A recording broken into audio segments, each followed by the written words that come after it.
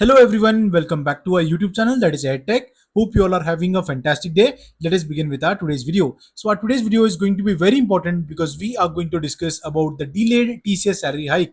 We are going to discuss why your hike is not coming in April this particular financial year. We are going to discuss everything in detail. So make sure that you watch this video till the very end and try to understand each and every point that we are going to discuss.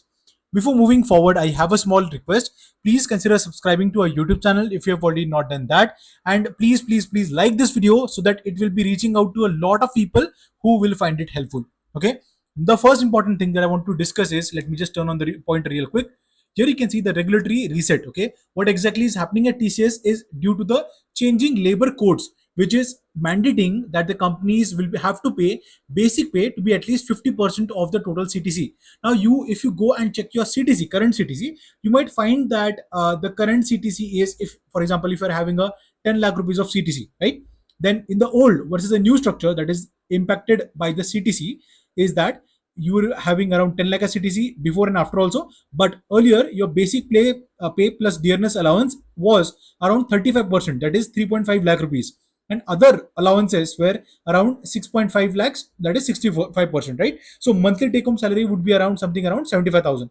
But now, due to the new structure, that is a new labor code, that is 10 lakh rupees CTC if you are having, then the new structure will be such that your basic pay plus dearness allowance will be around 50%, and other allowances will be around 5%, 50%, that will be 5 lakh rupees. So then your take home salary will decrease by almost 4%. This is what the estimated is, right? So it will be around 72,000.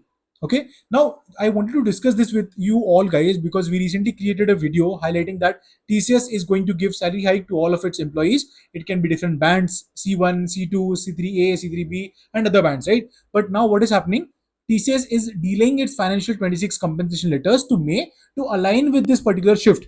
Okay, and there will be a one-time impact of 2,128 crores on TCS bottom line because of this particular change. And this is because the new labor law, which is the new labor code, which says that the basic pay should be greater than or equal to 50% of the CTC, which is now mandatory. And monthly take home estimated drop will be around 4%. That is going to be very important. So if you are someone who is a salaried employee working at TCS or any other company, then you can expect a 4% drop in your in hand or take home salary.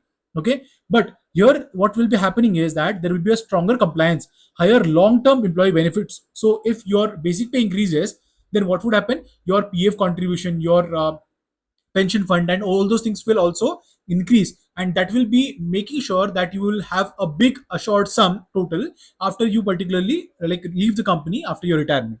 Okay, I hope that this point is clear. Okay, now I wanted to highlight this also, that organizational and employee impact. So the May transition, what is going to happen is that letters which were expected, okay, mid April, okay, after the quarterly performance, or I would say quarterly bonus, or I would say again quarterly results of the quarter 4 financial year 25-26. Okay, it is now being moved to May as per the sources from Grapevine. Okay, a lot of HRs and other people who are available on Grapevine, they have clearly mentioned about this particular part. Okay, so the CTC will be revised and calculations and compliance will be done. Okay, next thing is the take home salary paradox. Yes, while long-term retirement benefits such as your provident fund or your pension or all those things, okay, they're going to marginally increase, but the monthly net pay will for many of the people is likely to be decreased almost by 3 to 4%, and that is the absolute truth.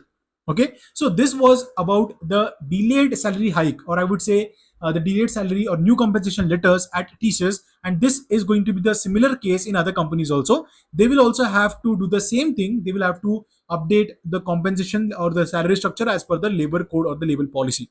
Okay, but yes, the salary increment will start from 1st April only, and you will be getting the arrears in the salary. Okay, for example, if you are having 10 lakh rupees of salary and you are getting around 10% of salary hike, that is almost 1 lakh rupees. It totally depends on the policy of the company.